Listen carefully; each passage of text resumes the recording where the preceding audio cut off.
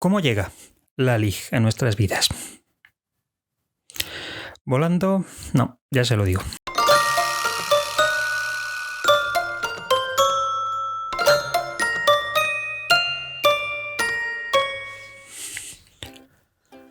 Les voy a contar en esta microlección cuáles son los 3 agentes que actúan como vías de transmisión de la LIG. Y para ello vamos a adaptar una vez más la introducción a la literatura infantil y juvenil actual de Teresa Colomer, que ya hemos utilizado en otras ocasiones. Aunque, como siempre, adaptándolo a nuestras necesidades. Comencemos. La primera vía de transmisión de la LIG es la mediación adulta, pues es el ámbito adulto el que pone en contacto a la infancia por primera vez con la cultura libresca o literaria, como queramos llamarla. Algunas cosas creo que podemos decir de ella. Incluso en momentos históricos en los que sobre la población recaía un alto índice de analfabetismo, cosa a la que España no es ni mucho menos ajena, el folclore ya ofrecía una serie de códigos, de tradiciones, de prácticas que ayudaban a que desde el ámbito adulto se pudiese acercar la LIG a la infancia, que se pudiese acercar la literatura. Pensemos, por ejemplo, en los cuentos tradicionales. Hoy los concebimos como una especie de patrimonio exclusivo de la infancia, pero lo cierto es que durante siglos lo normal es que fueran comunes tanto a la infancia como al ámbito adulto y comunes incluso a los diferentes estratos sociales. Eso es importante. En nuestra sociedad de hoy, sin embargo, es evidente que los adultos cada vez poseemos un rango más limitado de ese tipo de patrimonio, por lo que parece que el folclore, la tradición oral, ha quedado poco a poco cada vez más arrinconada y más destinada a la infancia y al ámbito educativo, en concreto a la etapa de educación infantil. Por desgracia, en nuestra sociedad ya no quedan demasiados espacios en los que los cuentos tradicionales puedan seguir funcionando como cultura viva, esto es, como testimonios, como documentos orales, si preferimos llamarlo así, destinados a ser contados, ni siquiera digo leídos, sino contados a la infancia. Y junto a esto sigue siendo imprescindible que los adultos nos tomemos nuestro tiempo para compartir los libros de forma abierta, franca, cordial y relajada con la infancia. Por eso el papel que desempeñan los padres y madres, o sea, el ámbito familiar, a la hora de iniciar a sus hijos en la lectura, sigue siendo fundamental. Fundamental para que la infancia se apropie de esos materiales. Y esto es algo que está magníficamente descrito en un libro maravilloso que les recomiendo, La magia de leer en voz alta, de la periodista norteamericana Megan Cox-Gurdon. Ahí, en ese libro, Cox-Gurdon habla de la diferencia entre ser propietarios de algo y tomar posesión de algo. Ser propietario de algo, digamos, es, para el caso que nos ocupa, tener derecho a una obra literaria, con independencia del conocimiento o no que tengamos de ella. En cambio, estar en posesión de algo, o tomar posesión de algo, mejor dicho, es incorporar esa obra literaria a nuestro paisaje interior, a nuestra experiencia. Por ejemplo, yo poseo más libros en casa de los que he leído, pero solo cuando los lea realmente me los habré apropiado.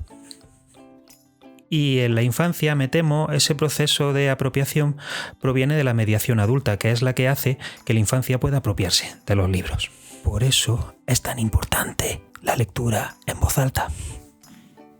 Recordemos, pues, que son imprescindibles tanto la lectura en voz alta como la narración de viva voz.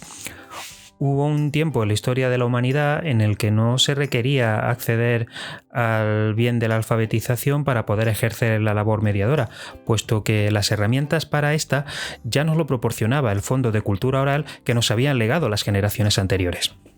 Pero hay un problema que se acentúa en el momento mismo en que esa tradición oral pierde peso. Cuando todo se focaliza, cuando todo pasa por la imagen del libro impreso, muchas familias no tienen acceso a él o no se molestan siquiera en acceder a él. Y, ojo, no conviene juzgarlas por ello, porque algunas ni siquiera poseen los recursos necesarios, ya sea en forma de capital económico o en forma de capital cultural, para poder acceder a ese bien. Otras, bien es cierto, también proscriben y rechazan cualquier práctica relacionada con la lectura. Pero nosotros, en tanto estudiantes universitarios, no tenemos excusa. Nosotros sí que debemos hacernos por ese bagaje de acceso a la alfabetización y a la cultura escrita, entre otras cosas porque tenemos todas las posibilidades del mundo para hacerlo. Por otra parte, están las bibliotecas. Las bibliotecas, en tanto vías de transmisión de la LIG, son agentes sociales, pero bien es cierto que agentes sociales muy potentes para ejercer esa labor de mediación que se necesita. Solo que, eso sí, hay que tener en cuenta varias cosas. Una de ellas, que las bibliotecas no son depósitos de libros, o no solo. Las bibliotecas, en el fondo, no son sino comunidades que hacen más deseable la lectura, que hacen que el mundo sea más habitable. Por lo tanto, ¿son las bibliotecas archivos del saber que los salvaguardan y protegen ante el paso del tiempo? Sí, por supuesto. Pero también son comunidades que ofrecen un servicio público, que además de salvaguardar y proteger ese saber, lo liberan y lo ponen a disposición de las comunidades que congregan, con lo cual ayuda a que éste se expanda, crezca y se modifique. Y nos queda la escuela, que es el otro gran ámbito, la otra gran vía de transmisión de la LIG. Sobre ella hay que tener en cuenta varias cosas también. La escuela es asimismo un espacio comunitario que convoca a los alumnos y alumnas en primer lugar, pero también a las familias, cosa que muchas veces se nos olvida. La mediación lectora en las escuelas ha de enfocarse de tal modo que, como hacen las bibliotecas, también congreguen a toda esa comunidad en torno a la cual giran las escuelas. Las bibliotecas escolares, de hecho, son una alianza magnífica. Así pues, podría decirse que la escuela, por una parte, proporciona la experiencia de la lectura formativa guiada por la acción docente, pero por otra fomenta hábitos de lectura en los alumnos y alumnas, a quien acompaña en su aprendizaje y a quienes no siempre debe limitarse a decir qué leer, sino escuchar qué leen y, sobre todo, cómo lo leen. Debe proporcionarles autonomía para que nos entendamos.